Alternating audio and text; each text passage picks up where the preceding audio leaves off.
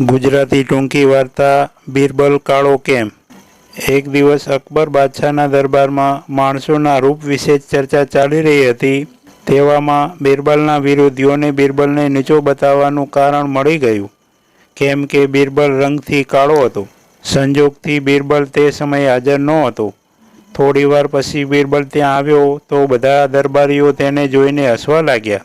બીરબલને તેમના હસવાનું કારણ જાણવાની ઈચ્છા થઈ, પરંતુ તેને પૂછવાનું યોગ્ય ન લાગ્યું। તક મેળવીને તેણે બાદશાહને કહ્યું, મહારાજ, આજ તો આપ કંઈ બહુ પ્રસન્ન જણાવો છો, શું વાત છે?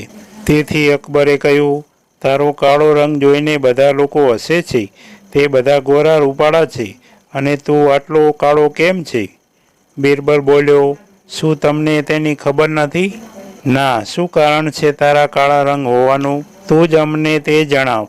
બીરબલ બોલ્યો, પરમેશ્વરે જ્યારે આ દુનિયાનું સર્જન કર્યું ત્યારે પ્રથમ તેણે 9 ચીજોનું સર્જન કર્યું, પરંતુ તેથી પણ તેને સંતોષ ન થયો તો તેણે 4 પગવાળા પ્રાણીઓ તેમજ રાક્ષસો બનાવ્યા। તેનાથી તેને થોડીવાર સુધી આનંદ થયો।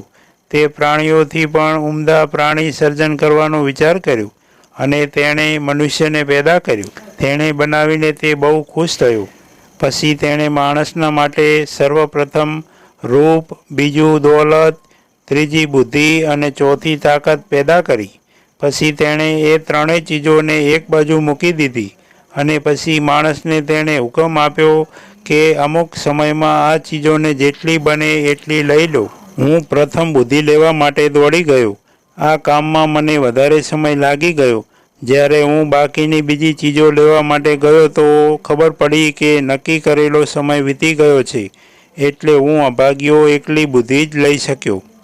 તમે લોકો રૂપ, ધન, દોલત વગેરેની લાલચમાં પડી અક્કલ ન લઈ શક્યા। બસ મારા કાળા હોવાનું આ જ કારણ છે। બીરબલનો આવો યોગ્ય ઉત્તર સાંભળીને બધા લોકો ખુશ થઈ ગયા। બીરબલે પોતાને બુદ્ધિશાળી બતાવીને તેમને બધાને મૂર્ખ બનાવ્યા। બીરબલની હાંસી કરનારા બધા શરમાઈ ગયા।